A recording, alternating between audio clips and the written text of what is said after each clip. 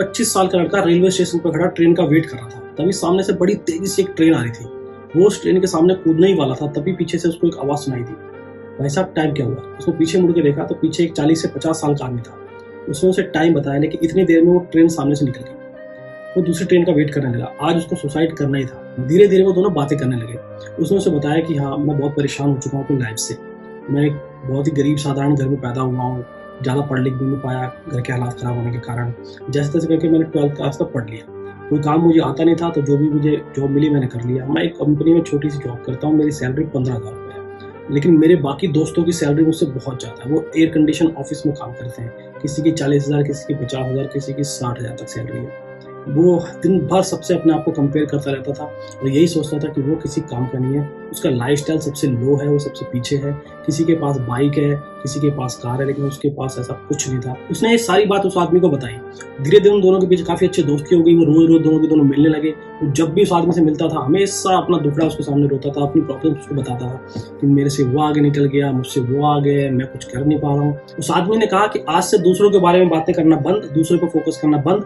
अब ये सोचो कि तुम्हें एक अच्छी जॉब क्यों नहीं मिलती, और एक अच्छी जॉब पाने के लिए जो करना चाहिए वो करना आज से स्टार्ट कर दो। उसने वैसा ही किया। उसने मार्केट डिमांड के हिसाब से एक स्किल सीखी। स्किल के हिसाब से उसको एक जॉब मिल गई। उस जॉब मिलने के बाद उसने इतनी मेहनत करी कि उस स्किल पे उसने एक्सपर्टीज़ हासिल की, और एक्सपर्टीज़ हासिल करने के बाद उसकी सैलरी देखते-देखते 4 साल में 1.5 लाख रुपए तक पहुँच गई। और बाकी उसके जो दोस्त थे, रिश्तेदार थे, जिनसे वो अपने आप को कंपेयर करता था, वो उससे बहुत पीछे रह गए। उसके पास कुछ सालों बाद अपना घर भी हो गया, अपनी कार भी हो गई, और वो एक अच्छी खासी लाइफ़स्टाइल मेंटेन करने लगा। आज हर कोई अपने आप को दूसरों से कंपेयर कर रहा है। सोशल मीडिया का प्लेटफॉर्म के आने की वजह से आज हर आदमी अपने आप को और भी ज़्यादा कंपेयर करने लगा है। एक सर्वे के हिसाब से 90% महिलाएं और 70% पुरुष खुद को दूसरों से कंपेयर करते रहते हैं नेगेटिव वे में, जो इनका सबसे बड़ा कारण है दुखी रहने का, परेशान रहने का।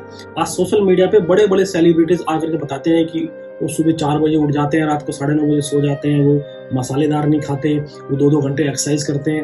लेकिन मैं आपको यहाँ पे 2 बातें क्लियर करना चाहता हूँ। एक, कि हमें नहीं पता कि वो सच बोल रहे हैं, हम उनके साथ नहीं रहते। नंबर 2, कि वो हज़ारों करोड़ कमा के बैठे हैं। एक मूवी का 20 से 25 करोड़ रुपए लेते हैं। अपना पर्सनल ट्रेनर है, अपना पर्सनल मैनेजर है, अपना पर्सनल डायटीशियंस है, जिनको वो लाखों रुपए सैलरी देते हैं। और इधर वो एक 40 से 50,000 रुपए कमाने वाला आदमी है, तो दिन भर 12-12 घंटे घर से बाहर रहता है, और तब जाके 40 से 50,000 रुपए कमाता है। एक छुट्टी के लिए भी उसे ऑफिस में लीव लगानी पड़ती है, उसका अप्रूवल का वेट करना पड़ता है। एक 25 करोड़ कमाने वाला और एक 50,000 कमाने वाले में ज़मीन आसमान का फ़र्क होता है। एप्पल टू एप्पल कंपेयर होता है। उनकी लाइफ़स्टाइल और एक आम आदमी की लाइफ़स्टाइल में ज़मीन आसमान का फ़र्क है। क्या फ़र्क पड़ता है किसी की सैलरी आपसे ज़्यादा है? क्या फ़र्क पड़ता है कि कोई आपसे बहुत ज़्यादा सुंदर है? वो भी यही है, तुम भी यही हो। ये दुनिया भरी पड़ी है सुंदर लोगों से, कोई फ़र्क नहीं पड़ता। आपकी साँसें ठीक चल रही है, आप रात को चैन से सोते हो, सुबह चैन से उठते हो, बात खत्म। आपको सोचना ये है कि आपको डे बाय डे खुद को बेटर कैसे बनाना है, ना कि किसी दूसरे से कंपेयर करना। आपको नहीं पता दूसरे की लाइफ में क्या प्रॉब्लम्स चल रही है। हम जो देखते हैं वो दूसरे की लाइफ का एक हिस्सा होता है। हम दूसरे का बस सोशल मीडिया पे स्टेटस देख करके खुद को कंपेयर करते हैं कि हम दूसरों से कम हैं। उन्हें आपको बेटर कैसे बनाना है, बस इस बारे में हर वक्त आपको सोचना चाहिए। वीडियो अगर अच्छी लगी हो तो लाइक कर देना, कमेंट कर देना, शेयर करना, हो सकता है किसी के काम आ जाए।